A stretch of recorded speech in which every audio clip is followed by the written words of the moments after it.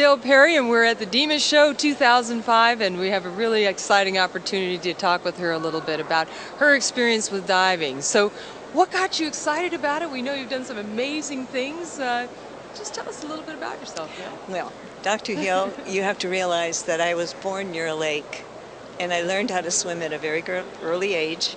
And this was the only entertainment we had as children and growing up.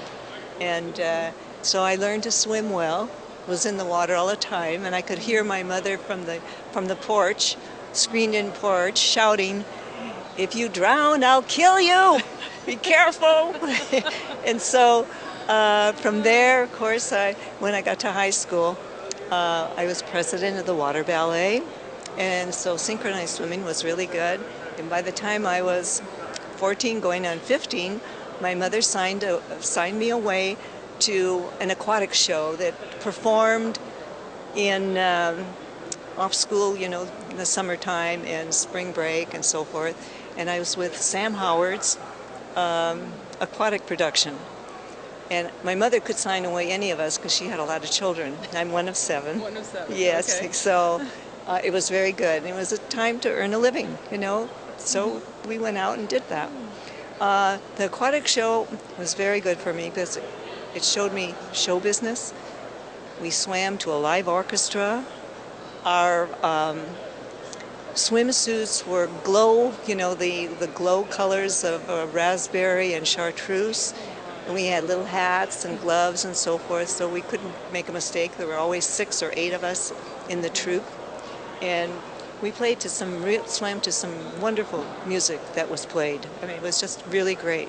And before that, we did modeling of the swimsuits, modern day, from Annette Kellerman all the way up to the modern day of, of swimsuits. And then my idol was always Esther Williams. I just loved her, and it was not too long ago, maybe about 15 or 20 years ago, that I met her personally.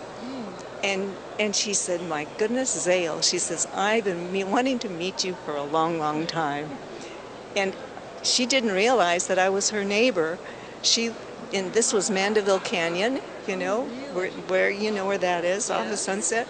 And she lived in the second house as we entered, and we lived up a little ways in, past her house, very, very often going to work and coming back. And so that's where life is. You just follow your dreams. I swam an awful lot. I was Red Cross certified for the Red Cross Santa Monica chapter. And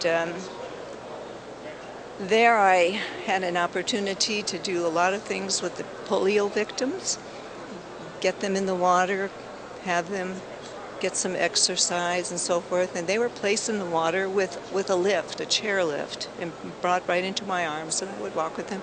I would do that once a week, and it was the hotels along the Santa Monica shore, you know, Pico Boulevard and all of that. You're familiar with that.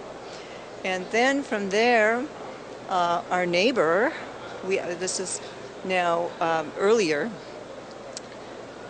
when I still was at home with my folks, the neighbor was the agent for Jack Douglas Productions.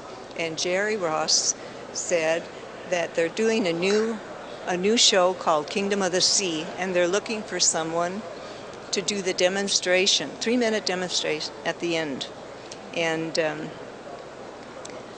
he had mentioned the kid next door is really good. I'll send her in tomorrow. So I went in, and Jack Douglas was surprised it was a girl. That's wonderful. Isn't that funny? Yeah. So from there, I had to learn more and more about theater arts. I joined a lot of little theaters, did a lot of little theater work at night because I was working during the day, and then went on to UCLA for their theater arts program. And when I was finished with that series of Kingdom of the Sea, they hired me, by the way, without audition. Why? Then I was told that Sea Hunt, Ivan Torres, was looking for someone to do it. So I went to see Ivan, and Ivan was very Hungarian and talked with a very heavy accent. I went in to see him, and he says, "Oh," he says, "I like you." He says, "I want you to work for me." And so that's how I got to do sea hunt. It was really good. Do you have some incredible stories to tell us about your experience on Sea Hunt? You know, we all were in love with Sea Hunt, and you really were, a real leader for many of us in diving.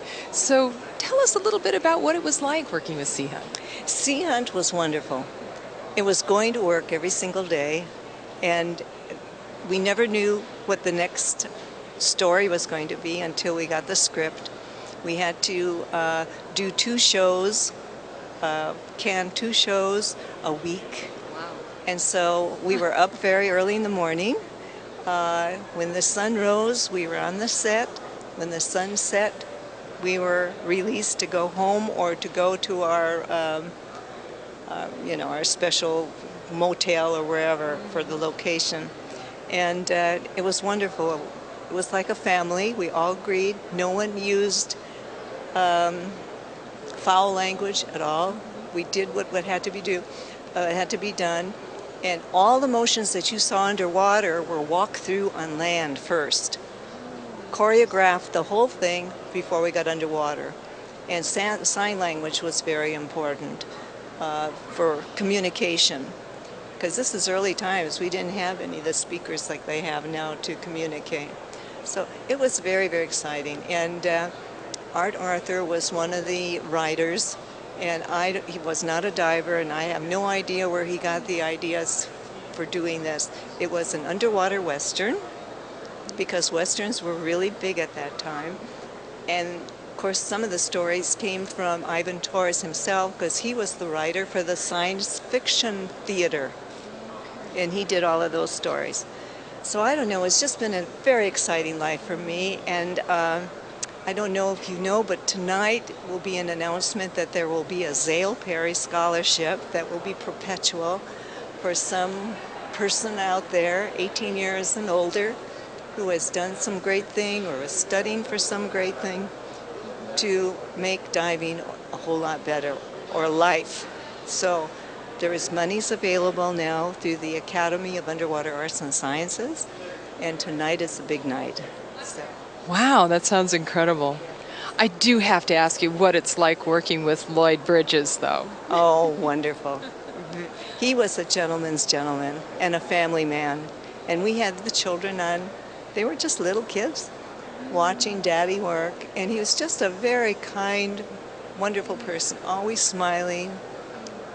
Very, very nice. And of course, I helped, and so did Courtney Brown, help him to understand the diving gear and show him how to do this or that, or clear his mask and be comfortable in it. And he was just also an actor's actor too. He was tops. I really liked him, and everybody liked him. You know, I don't know that we've ever understood that you were the one that really helped him with the diving. I was the one who gave him the first lessons, and then Courtney had taken him to his own swimming pool at home, to Courtney's swimming pool. And Courtney was a very good mimic, and he showed him how to do this and that, and then Lloyd copied Courtney's kick. So it was, you couldn't tell the difference. It was just one, and I say Courtney Brown because he was the double for Lloyd. Interesting. So that's about the story of my life. It's been wonderful.